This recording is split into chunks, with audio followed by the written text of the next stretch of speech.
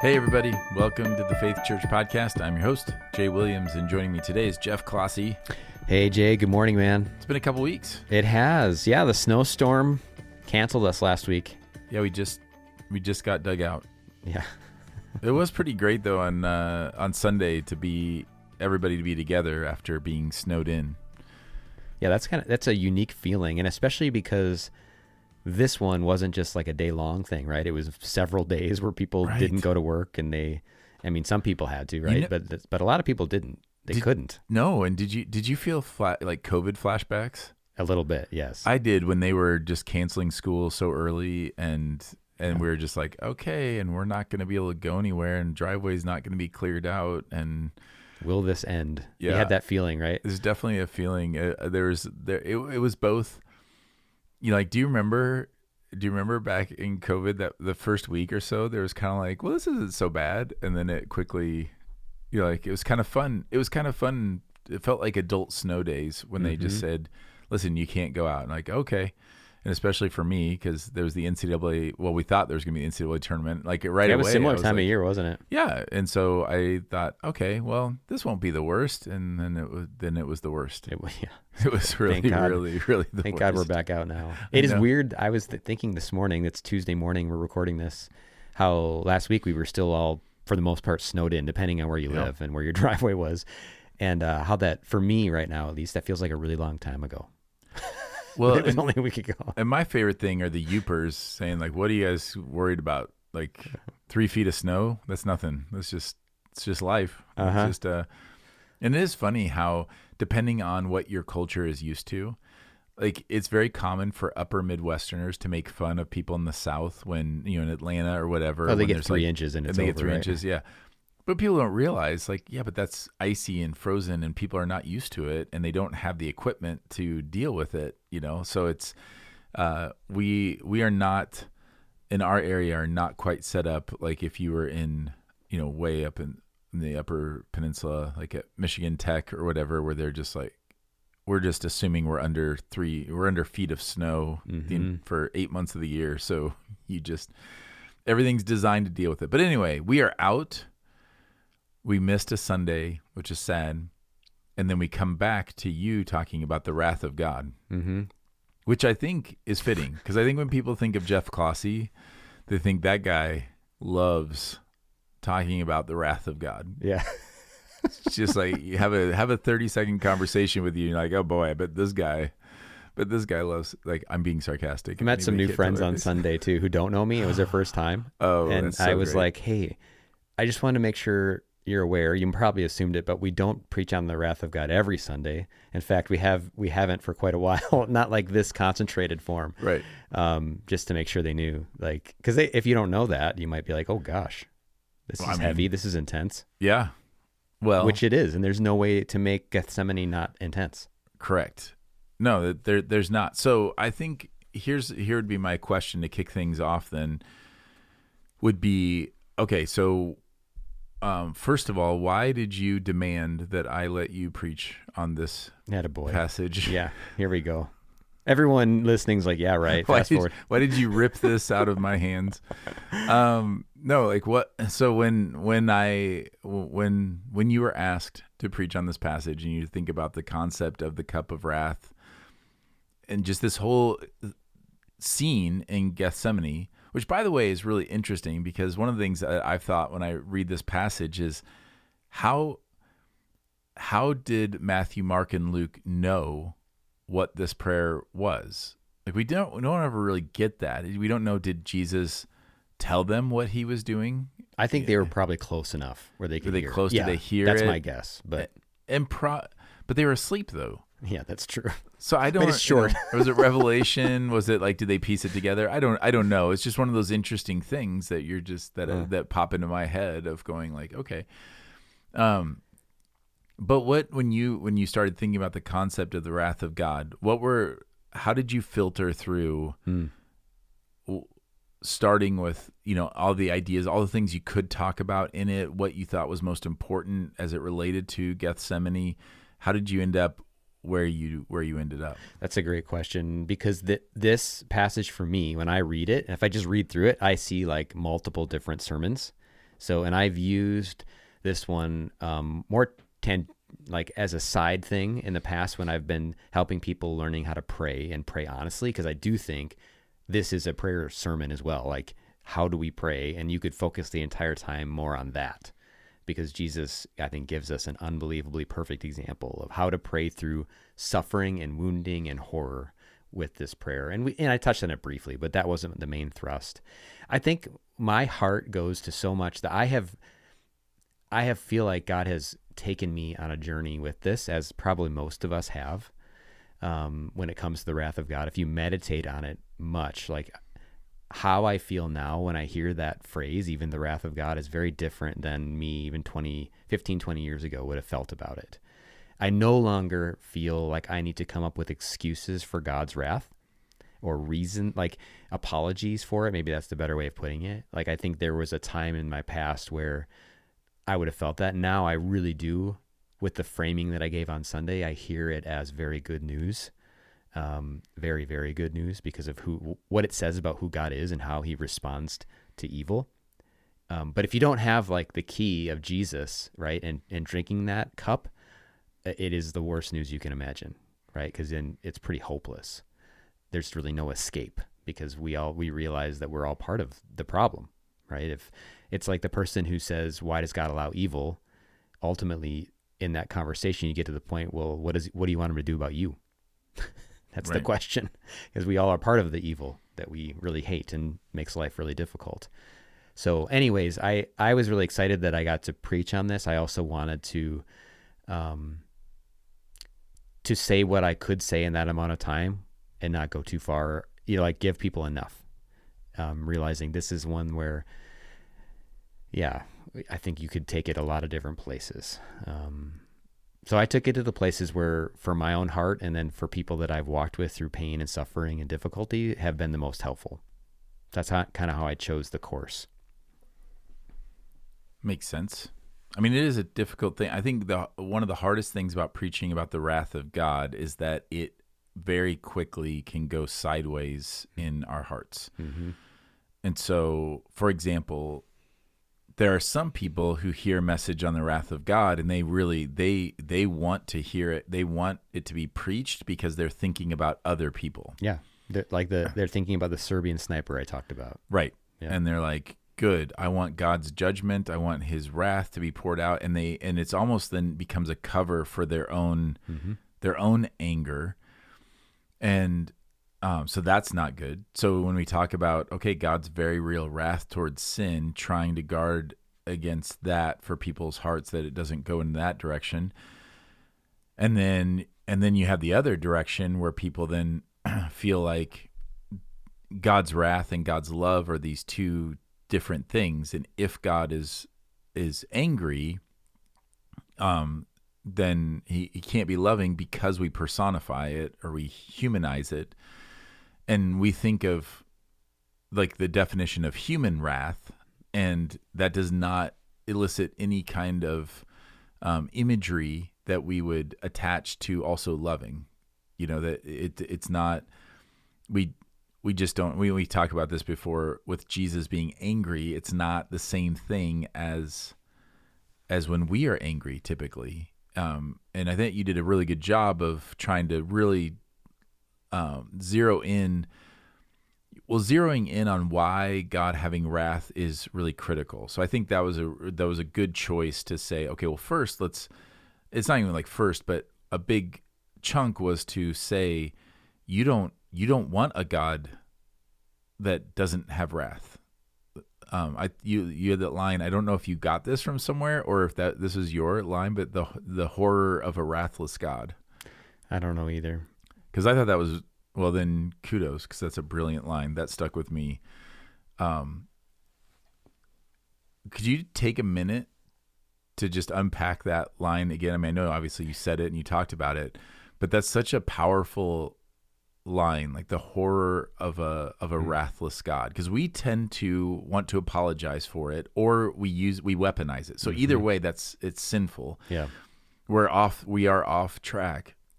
When we either are delighted by it, like it feels like vindication or anything like, oh, good, they're going to get what they deserve. That's not fruit of the Spirit at all.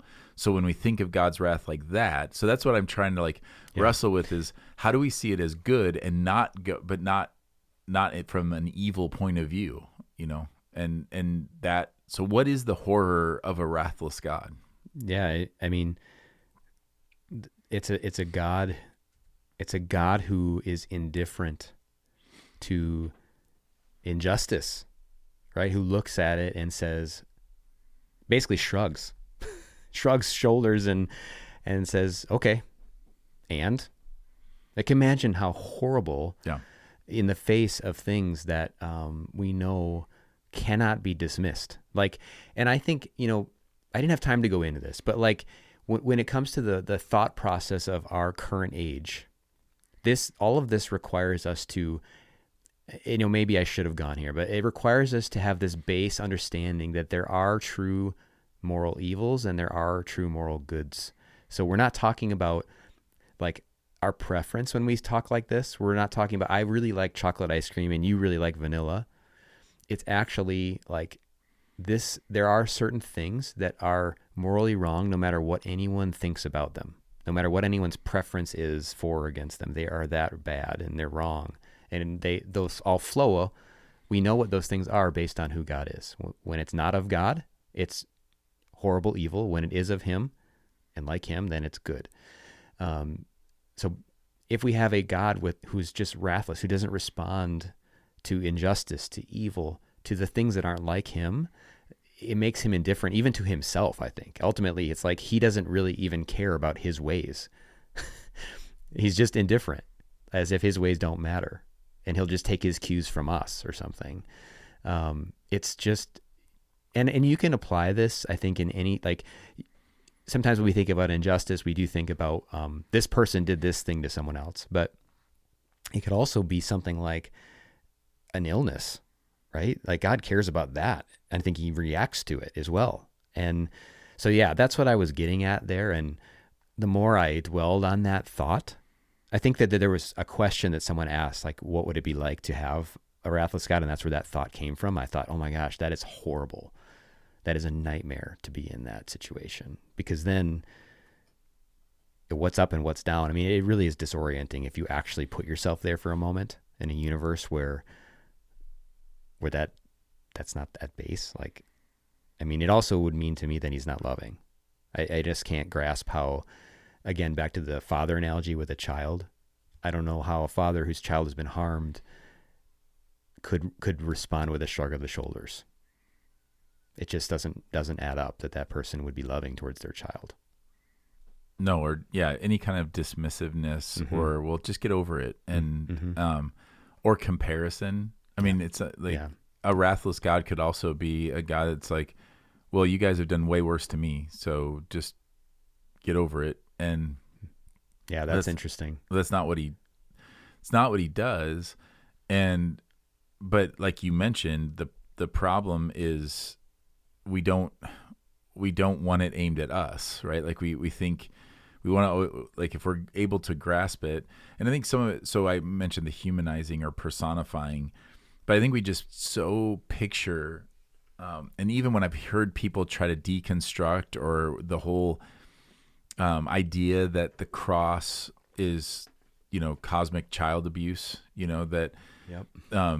But it's because you're picturing this in like human terms, right? Like you're picturing it as, okay, here's this just out of control, angry dad and the son, the cool younger generation. So, I mean, like there's some of these weird images we get, like steps in front and is like, no, be cool, dad. Like the uptight dad versus right. the and that's, I love how, right. And I love how you pointed out that this is a Trinitarian act, that the Trinity together in perfect unity is enacting this plan, and they each, in this mystery that, the mystery of the Trinity, they each have their role that they are playing, or not role, but they each have the action that they are taking, but then it is also a unified action.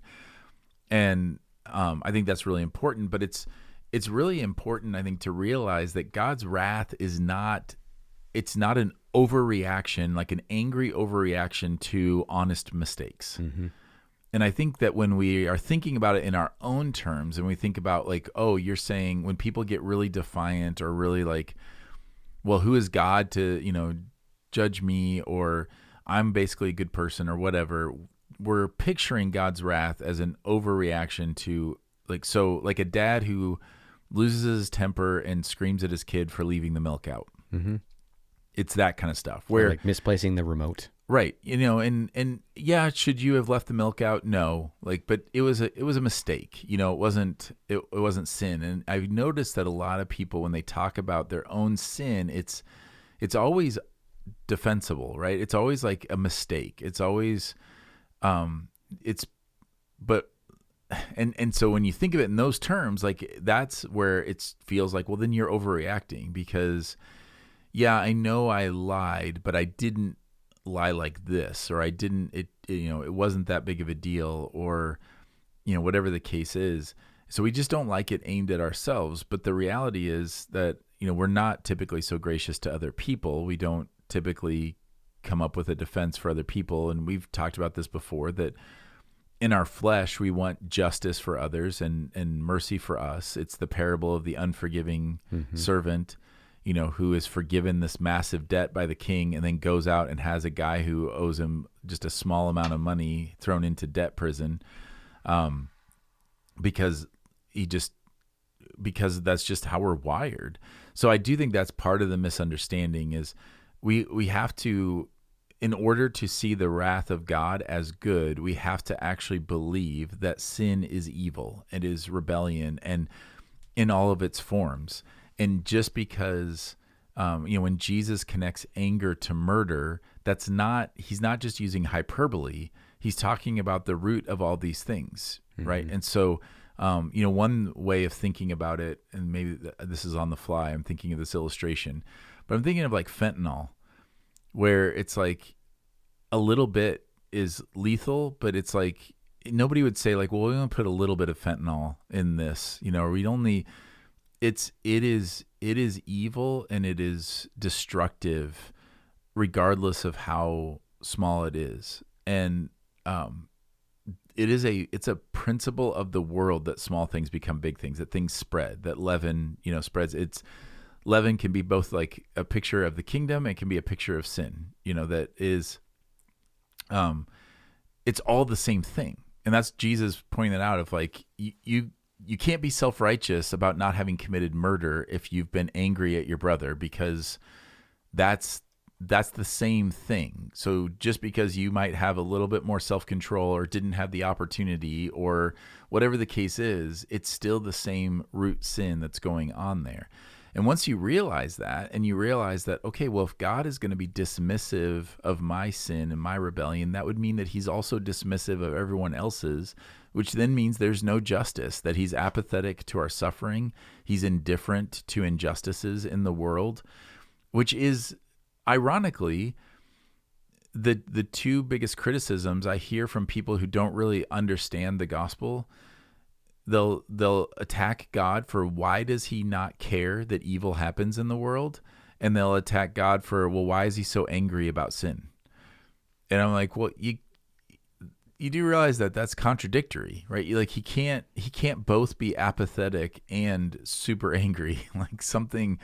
And so it's almost like then the enemy twists that in such a way that then what ends up coming out the other end is a picture of God who is indifferent to real evil, but is like overreactionary to simple mistakes.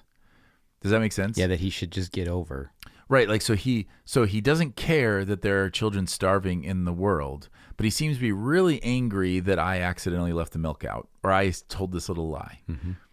And that's I always find that interesting. Do you find that interesting? Like there's this weird kind of it's not all or nothing, right? Like it's not nobody ever, and that's the trick of the enemy. So here's what I mean by it's not all or nothing. You don't have the person, if you were following it logically, and if I had a picture of God that he was really angry about every sin that I committed and every little sin, then it would follow logically that he was even angrier about, trafficking, or grand scale human suffering. but it's not. We think he's one. We say we attack him for being one way and then the opposite way. And the reverse is true, that if I thought he was dismissive of the evil in the world and indifferent towards it, then logic would say then he's really indifferent to my own things. Well, then I can do whatever I want, and he's not angry with me. But we're not consistent in our picture. It's very common for a person to classify God as indifferent to evil in the world, but also really angry about my little mistakes. Yeah, it really strikes me, Jay, and I agree with you, by the way, how you're saying that. I think that's exactly right. It strikes me how this concept especially, and God's love as well, there's a lot of theology that we need to have straight in order to understand it. So like you mentioned earlier, the divine child abuse idea, right? Father versus son. If we don't understand the Trinity and the Trinitarian nature of God, Father, Son, and Spirit, we misunderstand this, right? We can make some conclusions that aren't accurate, that don't correspond to reality. And I think the same goes for the nature of evil and sin as revealed in Jesus and his kingdom. If we don't understand that, like you mentioned, the small things becoming big things, or even just take in the Sermon on the Mount, him teaching about to anger in your heart towards your brother, right, is the equivalent of murder. And David Paulison, Christian biblical counselor and psychologist, he says something like, I don't think this is exactly right, but irritability, like being irritable, is murder in seed form. And I think that's really powerful. So once we have an accurate understanding of what is a human being, how are we made, what is sin, where does it come from, then it makes more sense why, like, kind of downplaying what we would probably even say it was a mistake. We wouldn't even use the term sin because we can't come to do that sometimes. We just can't face it. Why it's so important. And it's not that God is a nitpicker. Like, that's not the way he is either. I mean, we have other passages. Psalm 103 is one of my favorite, where it says that he knows that we are but dust. He's compassionate for us, and he knows that. So, like, he knows the hand we've been dealt. He knows what it's like to be a human. He took on human form. He gets all of that, and he's not not taking that into account as he looks at us and interacts with us. And he's just, and he's not going to sweep things under the rug, because that would violate who he is. And I think it's interesting. Again, I didn't have really time to go there, but one of the key passages that in the scriptures about who God is and his love versus his anger is in Exodus, right? Exodus 34, 6 and 7.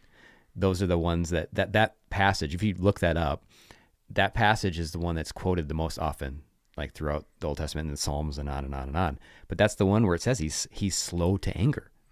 So he's slow to anger, which that's the category of wrath, but he's abounding in steadfast love and faithfulness. So I tried to be careful how I said it as well, that he's full of love and at times with great patience is how I said it. At times and with great patience, he's full of wrath. And that's what I was trying to get at, is that he actually, and we've loved the book Gentle and Lowly as well.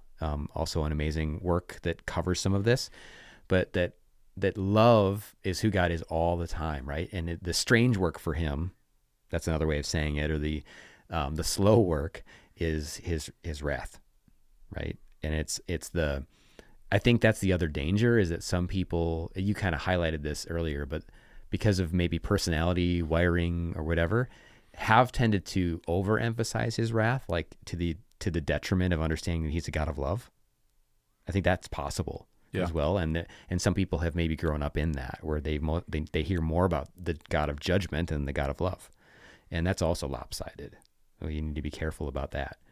But I think one of the reasons this passage in Gethsemane is so powerful is that it's not spoken to us in terms of like theological, like a systematic theology. It's revealed to us in a real story and really something that happened to Jesus. So we see it and we feel it and we experience it along with him, the nature of it and his reaction to it. That's as I was writing and prepping, that really struck me so much about the passage, is that Jesus, you cannot find another spot where he reacts this way. Like, it's just so extreme. And it was like he alone understood. No one else could grasp it, what he was what he was heading towards, much less that he was going to physically die. They couldn't even really get that. But they had just gotten done talking about how none of them will betray him, right? And he knew they were going to. Yeah. You said that you're talking about how like love and wrath actually go together, which is different than anger. Yep. Like unjust anger Yep. or and just think of how you would describe somebody, if you picture a dad who loves their kids and you like, what comes to mind if you say, oh, that you would describe them as a loving father. And like you mentioned, if some suffering befell their kids, you would expect there to be wrath or anger, but nobody would then classify that person as an angry person. No. Right? Like, so if you know a person, if you know a father who is mild-mannered and calm and loving and gentle with their kids, and then, like I ran into this all the time in coaching with parents, there are some parents who are volatile and some that you just knew them to be very, very gentle, very loving, very encouraging. Like that's just what you knew them to be. If I like walked into a gym and saw one of those parents that I've always known to be very loving and gentle and caring and calm, saw them getting angry, my immediate thought would be, what's going on?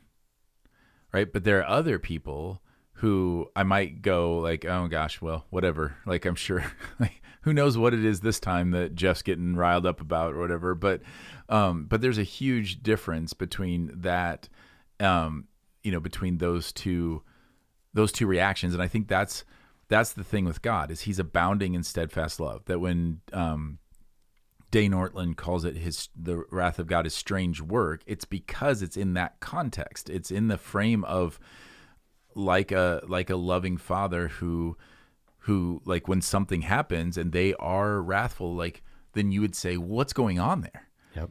And I think I would tease that out a little bit and say kind of what you said about like you're gauging your response based on how Jesus is reacting or whatever, like that should kind of calibrate your response. Well, the same thing should be about God's wrath. Mm-hmm. So because his nature is love and because he is abounding in steadfast love, because all through scripture, the norm is his love. When we see his wrath or when his wrath is talked about, our response shouldn't be, well, man, what an angry God. What an overreaction. Our response should be, wow, how serious is that? Just like if you think of the calmest person and you walk into a scenario and they're really angry, your first thought would be, oh gosh, what's happening? Like what is going on here that is eliciting that kind of response from this person that I know to be calm and loving? Yeah, I love that. And it's true. Like the person who is an angry person, a human being, when they yell, people that know them don't even react. Right. Because it's just like normal. There's nothing going on. This is just normal. Right. Which is so sad. But the person who isn't that way and then they react, something is going on. Like this is really, we got to pay attention, and it's indicative of a situation that's calibrated properly to the situation because they are healthy, right? And God's love and his wrath are always perfectly calibrated to this circumstance. It's to him that we know, like by looking to him, that we know if ours is accurate, right? If we're overreacting or underreacting, because that's part of the issue with us is we overreact to stuff all the time, right? We make things a big deal that don't need to be, and we choose to be offended when we don't have to be, mm-hmm. right? So I think when we then take that by analogy and then apply it to God, we can imagine that he would be that way, but he never does that. He's never making something a big deal that isn't. He's never overreacting. You know what I mean? He's never choosing an offense when he doesn't have to. It's always a perfect response, which is really hard for us to get because we don't experience that in ourselves or other people. Yeah, his reaction is never out of proportion to what's going on. And here's what's ironic about it is when we accuse God of being apathetic and not caring about the evil, like why does so much evil happen in the world? Well, and God's not doing anything about it. The irony, of course, is that what we want is for him to respond in the irrational hair trigger way that we would respond. This is why we've mentioned before how I personally can't handle watching revenge movies. Like I don't watch them because it feeds something. It feeds that like, oh, I want justice and I want it to look like this and I want it to, and I'm not saying they're inherently bad for everyone, but this is the problem is that we're like, well, he's not doing anything. Well, what would you have him do? And it's typically going to be some kind of sinful response that would not, it refutes the idea that God is loving and patient and long suffering. God is not the father who flips out without thinking things through or just kind of responds in the moment. He doesn't do that. He knows exactly what's happening. He knows the heart. He sees through to the heart of everything. And he is long suffering. He is patient. He is enduring. And so when we say God's not doing anything, that's not true. It's that he's not doing what I think he should do. And so now all of a sudden I want him to respond in a way that I would not want him responding to me, by the way. I mean, can you imagine if justice was immediate all the time? Like there was no allowance for repentance. Like any one of us can think to the worst thing that we have done to someone, or any moment where we are just like, man, I sinned against this person. Well, how thankful are you that God gave space for repentance and didn't just immediately. Now, he has struck people down. In Scripture, we've seen that. We've seen immediate justice, but it's never like reactionary, like impulsive or anything. That since the foundations of the earth, like I think of Acts 5 and Ananias and Sapphira. Well, God, that was not an impulsive reaction that God strikes them down. Like that was planned before the foundations of the earth. Like he knew that was like, he's outside of time. That's not a thing for him to just be like, oh, he gets super angry and just strikes somebody down. But I just think it's interesting that so often our critiques of God and how he handles evil and how evil has come about, there's a lot of just strange reactions that we don't, or accusations that we don't think through. So if God was apathetic about it, well, then that means he'd also be apathetic towards you. And isn't that great? Well, no, it's not actually great, because we don't want a God who is apathetic or indifferent to our suffering. But we also are really thankful that he is patient and long suffering. And so when you really, like, when you zoom way out, you realize, no, God is doing something about evil, but he's doing it in the best possible way that will achieve the best result. And we have pictures of this, right? Like we understand that if someone steals your car, you could go and get faster, quote unquote, justice by going after them and harming them and taking back your car or you could call the police and they could be arrested, and the justice system is much slower. But we would all say, but that's going to be a better result in the end. It's going to be better for you that you didn't become a vigilante, that you turned that over. It's going to be better. It's just going to be better in the end. And so that's kind of what we have those pictures. We have a lot of pictures in our world of things that we say, well, the immediate response or the immediate quote unquote fixing of it isn't necessarily the better thing. And so then do we trust God that if we can look at his nature and his character and say, okay, he clearly is not indifferent towards evil and sin. He is going to make all things right. And he's going to do it in such a way that we will be able to experience eternal joy and satisfaction in that justice. That's pretty mind-boggling. And I think sometimes and I might talk about this next week, but sometimes we depict the whole cross and God's wrath being on Jesus, not only as this cosmic child abuse situation, but then sometimes in trying to get away from that, we depict it as God got backed into a corner, and then what choice does he have? So the bridge illustration, where like the imagery or the story, I don't know if you ever heard the story of like a train, I have heard this. Yeah, a train's barreling down the track and he's got to choose, like he's got to switch the tracks, and one train only has his son on it and the other train has all these people on it. And so he makes this choice, and it's meant to kind of give perspective or compassion for God of like, oh, he had this choice. But what we inadvertently do in that is we undermine his sovereignty and undermine his intentionality, and we undermine his omnipotence and his omniscience and everything, because you're backing him into a corner. Like the enemy played this chess game with him and now has backed him into this corner, and he's got to make this choice that nobody would want to make. But that's not what he does. Like Satan is constantly playing into God's hands, not the other way around.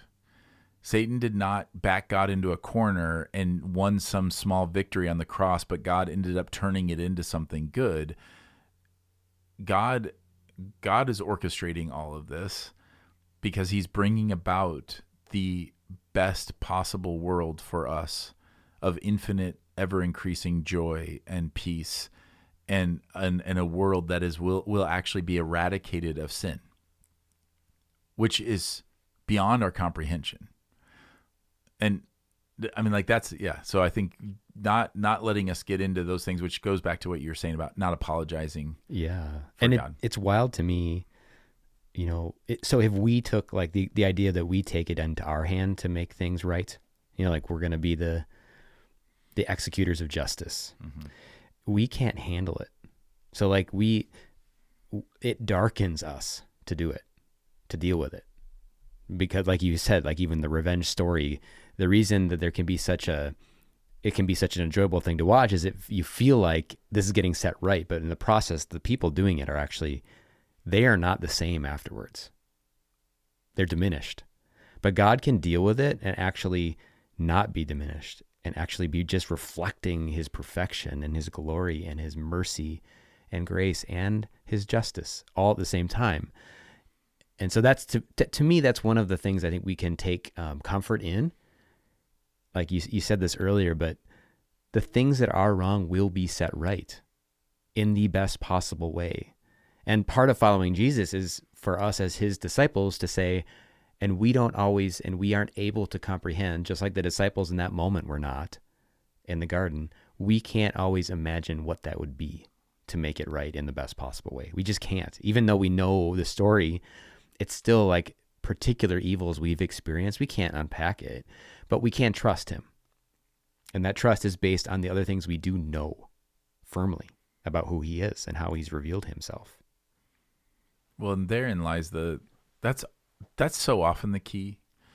We've talked about this before with the promises of God, you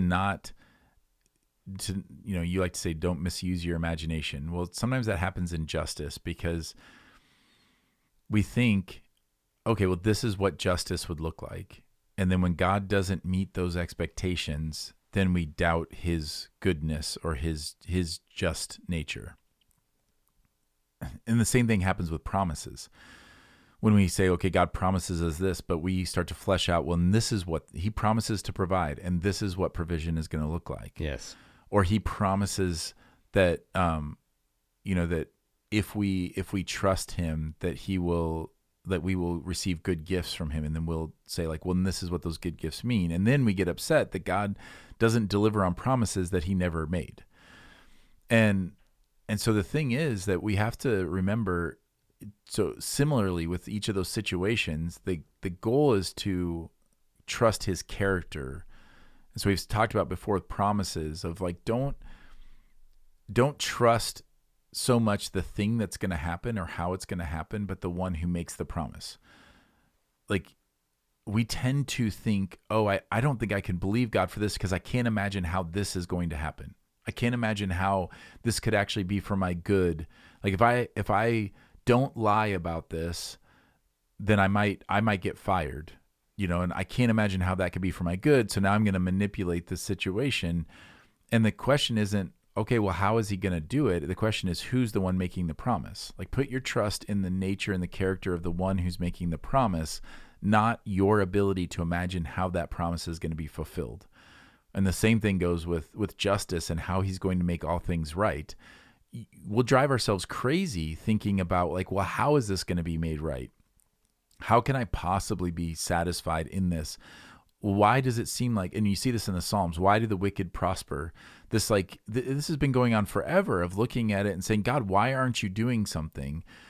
And so then the question though isn't, well, what should he be doing? And what would justice look like? And how did this person get away with it? Like, we can't let him get away with this. The question should be looking at the nature and character of God, and do you trust him? Has he demonstrated a seriousness, towards sin, or has he demonstrated an indifference towards it? Has he demonstrated a willingness to and an ability to make things right in history, or has he shown himself to be kind of indifferent and unable to do that? And if he is who he says he is, well, then trusting him for justice rather than looking at the circumstances, which is critical in forgiveness, because that's a huge part of forgiveness, is giving over justice. Like when in Romans, when it talks about how God says, vengeance is mine. And Paul says, like, so deliver that over, give it over. It belongs to God. You can trust that he is going to make that right. And you can trust the end result is that you will look at it and say, justice has been satisfied and served, and it'll be satisfying. And that's what I just keep, like, look at the end result that God promises and his character and nature. It's a little bit like trusting somebody who, or like when the pilot says, of the airplane, hey, we are going to fly to San Diego, and that's where we're getting. And I've been a pilot for 30 years, and I know what I'm doing. We don't even think twice about it. We don't think about, like, how does the airplane actually work? We don't think about, if you had no frame of reference for what an airplane was, and you just looked at it, and somebody said, that's going to go 30,000 feet in the air and just glide along, and it's going to be like sitting in the waiting room or sitting in whatever, you're just going to be hanging out, like, it would be just mind-boggling, because we just would not be able to understand how it works at all. And we still don't understand. But the reason why we can get on an airplane and be like, well, and not freak out about the fact that we're 30,000 feet in the air in a machine that has no propellers and no, like, just like what in the world is going on, is because we trust that people know better about what's happening. And what are we all thinking about when you're on an airplane? You're thinking about the destination. Now, if there's a lot of turbulence that happens, well, then all of a sudden you start thinking about the plane, and you start thinking about, when the captain gets on and says, hey, we're going through a little bit of weather, but we're going to get through this or whatever, then you calm down again. But ultimately, all of this stuff is happening, but you're thinking about, okay, well, what it's going to be like when you land. What's the weather like in San Diego? What's it going to be like? What are we going to do when we, like, do we need to go get our rental car or whatever?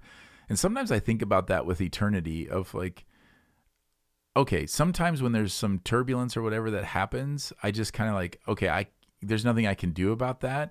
And then I might start thinking about, oh man, it's going to be fun when we land, in San Diego, and we get to the beach.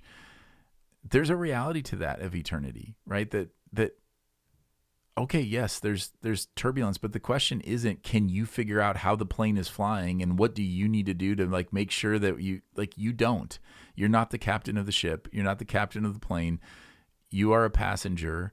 And so just like your job typically is, as a passenger on that, is to stay calm and to just, like, let the captain do what the captain's doing, because that's who you trust. Only the captain on this grand flight is a perfect, all-knowing, all-powerful God who knows exactly where he's taking us, knows exactly every bit of turbulence is by his design so that the destination is even better. It's not reacting to some other force that he can't control.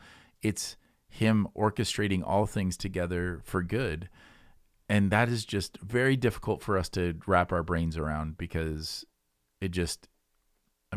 one, we have to we have to admit that we are dust.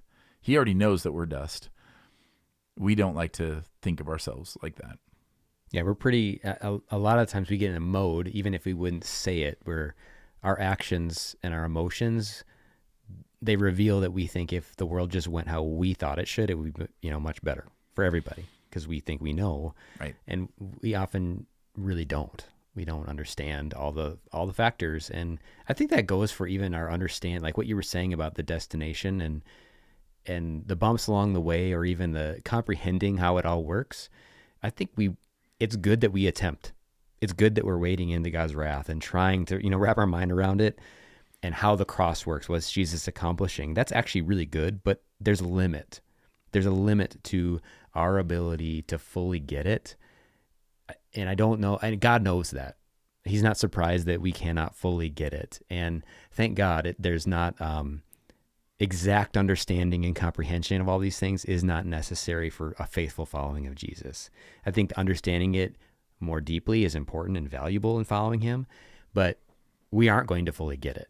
And for me, the longer I walk with Jesus, the more being okay with that has been helpful, of just knowing there's going to be things that I can't fully wrap my mind around, but that would be exactly what I would expect to be the case if what I'm talking about is an infinite being. I'm not infinite, right? I'm finite. So I'm never going to be able to fully grasp why and how he does what he does. But we can know Jesus. And I think that's the other part that, I guess, as we think about landing the plane here, Jay, that I want to kind of end on, is to think about, what does it look like for us to continue to know Jesus, the one who would say to his Father, not my will, but your will be done, in the face of losing really what he had enjoyed for eternity with him, right? Being alienated from him and separated from him as he took on that cup of wrath. For us to know him in that is, I think, instructive, not only on it will give us security and confidence in our own walk with him and our own connection with him, our salvation, but I think it will also help as we walk alongside other people who either don't know him yet or who are suffering significant things right now in their life. This story, this account, informs how we can pray with them, how we can pray alongside of them, how we can respond to them in love and with open hands, that God is going to work and he's going to do often what we couldn't have imagined that he would do, because we just don't know. We're not the expert. So yeah, I think that for me is the other discipleship application of it, is this account, it really does require a response from us. And I think each one of us will have a different sort of response. There's not just one, right? And I want to encourage people, if you hung with us this long through the podcast, to think about that and to ask God, what is he doing in you, and how is he calling you to respond to this scene in the garden, this scene of faithfulness on our behalf. Yeah. And what does trusting him in that, and what does it look like to have that kind of radical trust that he is good, he is loving, he is patient, he's merciful, and he is not indifferent to our suffering or to evil, and he will bring justice, and he's doing that for an end, for us to be together with him, totally satisfied. Which, it's one thing to picture eternity without sin. That's a really great thing to think about. What would it be like to interact with people and in situations and with the world without sin? But also to be totally satisfied in justice and in awe of God's ability to bring justice and peace, because that's where the peace then comes from, of just to be totally at peace. So we want to walk alongside of you as you kind of wrestle with those things. We hope that also, like you mentioned this in the garden, of it is this model that it's okay to express those things. And so maybe you're wrestling with something that you feel like, this has been this great evil, and I don't know how to surrender this to God. We are available to talk about those things. We aren't none of this is flippant. None of this is dismissive of like, oh, then we don't suffer, or no, not at all. There is great evil. That evil is a real thing. Our trust in God is just the anchor for our soul, that we know he will make all things right. And in the meantime, he gives us all kinds of tools of how to deal with that. He gives us lament. He gives us righteousness and anger against the injustices of the world. He gives us the ability to comfort one another and to have compassion for one another. He gives us so many gifts in the midst of it. So if you have any questions about that or want to wrestle through any of those things, you can reach out to us at connect@faithpeshtigo.com or talk to us on a Sunday. We hope that this conversation has been helpful to you, and we appreciate you taking the time to listen. Until next time, grace and peace.